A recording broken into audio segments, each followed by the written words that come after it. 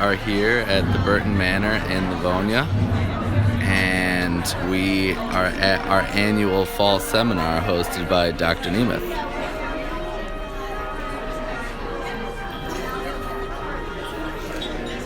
Got all kinds of people, vendors, showing off the new latest technologies in periodontics and implants and dentistry in general. How you doing? Morning, gentlemen. Getting a little YouTube live video here. Yeah, just showing everyone. Very nice.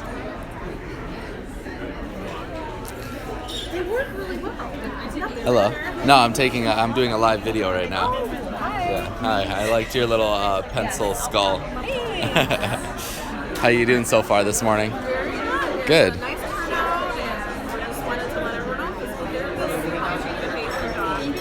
Very nice. Fantastic. Yeah. I like the booth. Nice to meet you guys.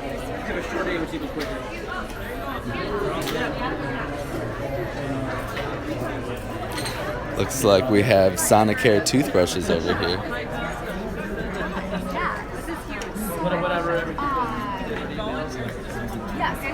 Hello, how are you?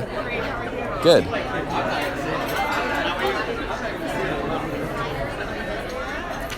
So we got some models over here. Looks like we have some dental implants over here. How you guys doing? Good, how are you? Good. Doing a little live video for Dr. Nemeth. Oh, yeah. So who are you guys? What's that? What do you guys do? Sell diamonds and carbides. Okay. Very nice. Hell yeah. I like hair, it. Man. Thank you. How long did it take you to color? It's like almost 2 years now. Yeah. I got it short actually on the underside too. That needs to be trimmed up a little bit, but How's it going, Doc? keeps it under control. Good. Yeah. Nice to meet you guys. Hey, take care.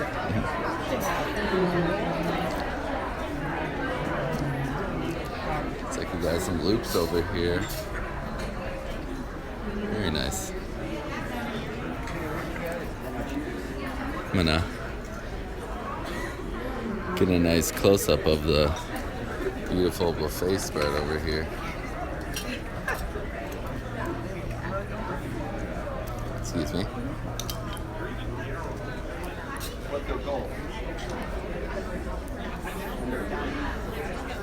It's a little something for everyone here.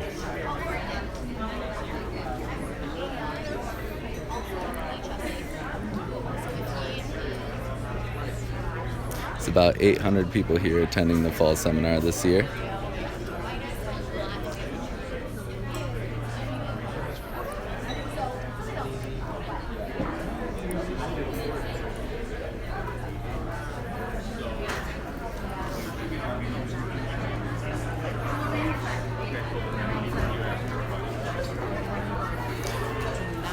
Again, we're at the annual fall seminar hosted by Dr. Nemeth. And the event is about to begin. We got people grabbing some last minute treats. We've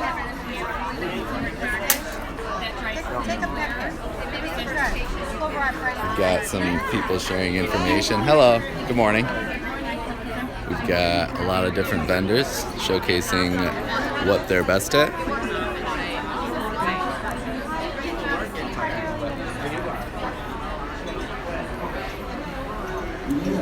Got the trios here, which we're using in our office as well. Hello. Hi, how are you? Good, how are you doing? Good, doing a little live video for Dr. Nemeth. Oh. Yeah. Hi there. Hi. Good morning. Good morning. Excuse me. And, excuse me. The microscope is fascinating. Periodontal disease, in almost all cases, is a microscopic infection. It's a bacterial infection. So I take a slide on every single patient and we check to see what's going on in the way of parasites and bacteria that are related to periodontal disease. And the goal is to eliminate this infection. And so we monitor them with the microscope to make sure that infection is gone, because not only does that infection cause periodontal disease, but there's a strong link between that infection Dr. Millman, and say good morning to our disease, YouTube fans. Good morning. Early, It's Dr. Millman, one of the other doctors at our office. diabetes, pancreatic cancer, Alzheimer's disease, lung cancer, and Alzheimer's disease particularly is coming into the limelight these days. We're finding that some of the bacteria, specifically from the mouth, are being found in the brains of Alzheimer's and dementia patients, and it's now being linked very strongly to periodontal disease. And there are some people that feel that periodontal disease is a major cofactor in Alzheimer's disease. Morning, Doreen. One of the things that we're finding Doing a live video for our of YouTube these fans. Alzheimer's patients Yeah. are Yes. spirochetes, the very same spirochetes that Welcome we to the see fall in seminar. the mouth. Dental spirochetes. And here's some of them right here. This is what that slide looks like of a significantly infected patient. We not only see spirochetes, we see trichomonads, we it going see so far? amoeba, we see Great. spinning and gliding Good rods. turnout. The goal is to see nothing moving around on that screen when that patient is finished with treatment. And we're using the laser more and more and more and getting There's the great man results himself, Dr. without Nemeth. having to cut away the kind of tissue that we used to have to cut away before. The results are very, very gratifying. And the treatment is much less invasive, very little discomfort. Here's a case of pregnancy with gum disease. Lady came in with what's called a pregnancy tumor, pyogenic granuloma. Here it is. Tissue was swollen. We opened the area up. You can see the amount of bone loss in that area related to this pregnancy tumor. We cleaned it out, closed it up. There was a defect, but we were able to stop the infection and save the tooth. I'm doing a lot of the pinhole procedure. The pinhole procedure is the minimally invasive technique for gum recession.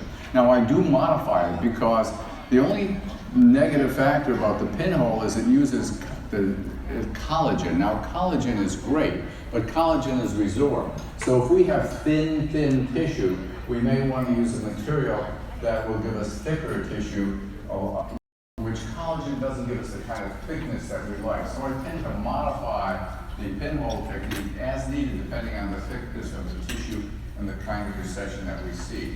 Here's a typical case. You can see the recession was very severe. Patient had had traditional gum grafting earlier, which was not effective. We did the pinhole technique. We got a great result. And the lower anterior is the hardest part of the mouth to get a result in. People can show you grafting successfully in the upper arch all the time. That's really not too difficult. I mean, it's difficult, but nothing compared to the lower arch, particularly the lower anterior area where you have strong muscle pull, lip movement, very, very difficult. And we're able to cover those areas really without having to take any tissue from the palate and getting the kind of results that very, very hard to come by. Here's another case. These are all cases where we've used the pinhole technique, gotten great root coverage. We also do a lot of crown lengthening for patients with a gummy smile. Here's a crown lengthening before, here's a crown lengthening, and here's the after case. There's another crown lengthening before and after. We also do depigmentation, which we did in the upper arch in this case. We're doing also some, this was another case of crown lengthening, although, yeah. We're also doing lip repositioning. Some patients come in with long enough teeth. The teeth don't need to be lengthened, but the lip pulls up too high. So we do a minor plastic surgical procedure, which actually brings the lip down, fills the lip out more, so the lip actually becomes more attractive, and patient no longer has that gummy smile. So here's the before, here's the after, the lip repositioning procedure. Doing a lot of cosmetic work, very gratifying, very gratifying. Hard to satisfy cosmetic patients, but we're able to do it, and we're very happy to do it. I do a lot of it, and we're doing a lot of treatment of periodontal disease in the least invasive way that we can these days. It's really been very fulfilling. Love what I'm doing. Is Thank Dr. you very much. Katranji, I'm going to another turn one of the this over doctors to at my our office. colleague Amar, and he's going to talk a little bit. Thank you, Dr. Nemeth. So Dr. Nemeth is probably the best periodontist periodontist I've ever seen. Honestly, he's always growing. He's always, changing his techniques a little bit to benefit the patients. I learn a lot every We're single live day. at Dr. And, what he Nemeth's does annual for, fall the seminar. community, the dental community here really is, unseen. We don't see many people putting on presentations and things like this. So I do want to give a round of applause to Dr. Nemeth for all this stuff that he does. So whenever I give lectures, whenever I give a presentation, I usually show pictures of my kids. I usually have pictures of Becker and Jude. Becker's in the helmet there, Jude's holding the football. And it wasn't too long ago that I was showing pictures of them as babies. And now we have Sophia. She's six months old. And we all have Michigan, it's a Michigan family. So they were a little disappointed this last weekend, but they'll get over it, I guess.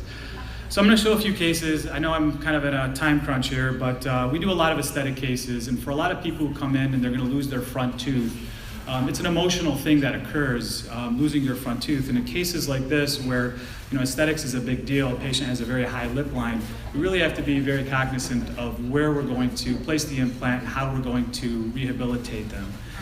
So when we take a tooth out, one of the first things that starts to occur is we start to get remodeling. The soft tissue, the bone, all that starts to change.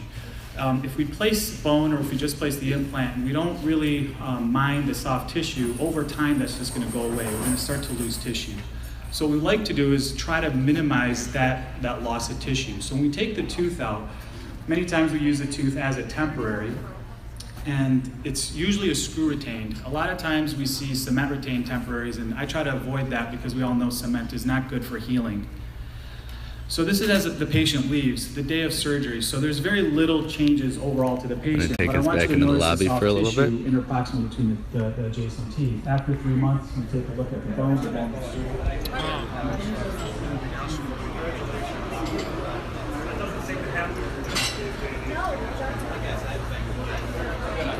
We've got quite a few people still filling in.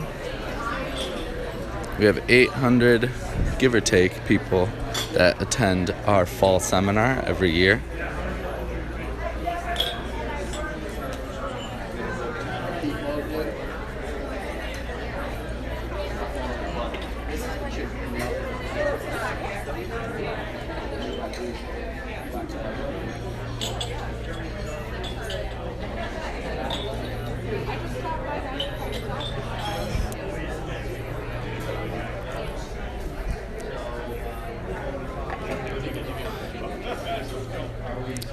I want to thank you guys for joining us, and if you're interested in attending our spring or fall seminars, there's going to be a link in the description to where you can register and earn some CE credits, continued education credits, and thanks for watching.